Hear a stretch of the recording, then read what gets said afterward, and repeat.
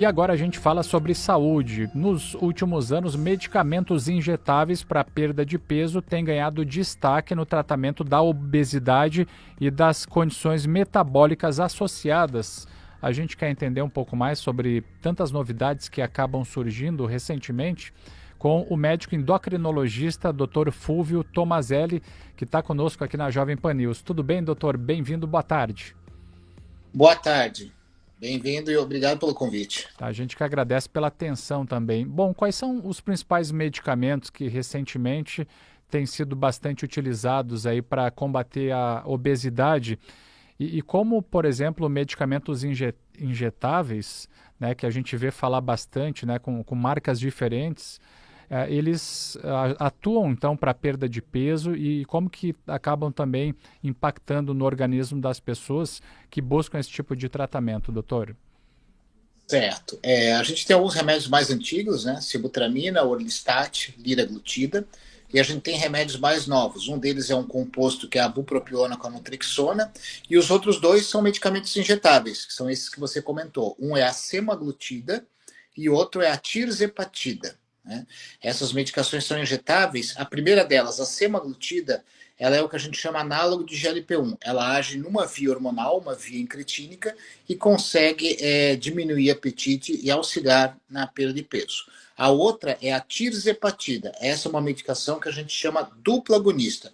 Por quê? Porque ela age em duas vias hormonais. Ela age no análogo de GLP-1 e age também na via do GIP, que a gente fala, que é outro hormônio intestinal. Então ela é mais potente a princípio e tem tido resultados melhores. Um dos medicamentos que ficou popularmente bastante conhecido é o Ozempic. E como funciona, em quais casos é indicado? Tem marcas diferentes também, né? Qual é a recomendação médica para quem busca esse tipo de tratamento? Então, o Ozempic, na verdade, a substância é a semaglutida, Sim. que é análogo de GLP-1, né, que eu falei para você. Ele age fazendo o que? Ele diminui o esvaziamento gástrico, então a pessoa tem uma sensação de saciedade mais rápida, uma sensação de que né, o estômago está mais cheio e ela para de comer antes, e também age no sistema nervoso central, reduzindo a fome em si, né?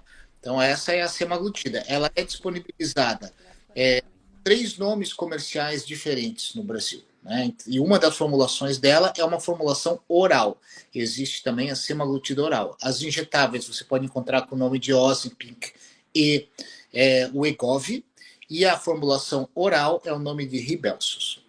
Doutor, eu gostaria que você falasse um pouco mais sobre a segurança também desses medicamentos e o que já foi percebido, né, o que já se pôde constatar quando a gente pensa, por exemplo, em questões aí de efeitos colaterais.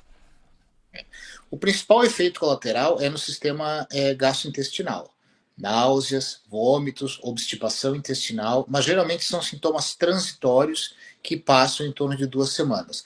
Eu acho que um grande problema que a gente está tendo no nosso país, porque essas medicações elas são seguras, elas têm estudos de longo prazo, elas reduzem desfechos cardiovasculares, são boas para a obesidade e para a diabetes, né?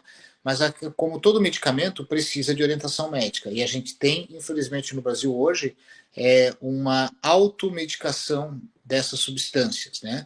Em função disso, inclusive, que agora, recentemente, a Anvisa baixou uma normativa na qual esses remédios vão ser necessários receitas controladas. Acredito que a partir de 23 de junho esteja totalmente em vigor essa orientação. Uma medida necessária, doutor, porque muitos continuam então buscando esse tipo de medicação, né, de forma indiscriminada, sem nenhum tipo de orientação, né? Por que você entende assim que cresceu tanto também essa procura? Eu acho que é o apelo da perda de peso, né? Então as pessoas muitas vezes elas submetem a riscos a sua própria saúde, o que é um paradoxo, né? Se submetem a riscos buscando emagrecer, achando que isso é saúde. Acontece que o emagrecimento saudável é que é necessário, né? E quando você simplesmente usa um remédio que você não teve uma orientação médica, ou que talvez você seja uma pessoa que não possa usar por alguma contraindicação, né, do seu organismo, você está correndo riscos. Doutor, a gente tem visto também com essa grande procura desses medicamentos para perda de peso algumas falsificações e como que os pacientes podem se proteger diante disso e se certificar de que estão comprando, né, medicamentos que são aí, enfim, aprovados pela Anvisa, por exemplo, que são medicamentos seguros.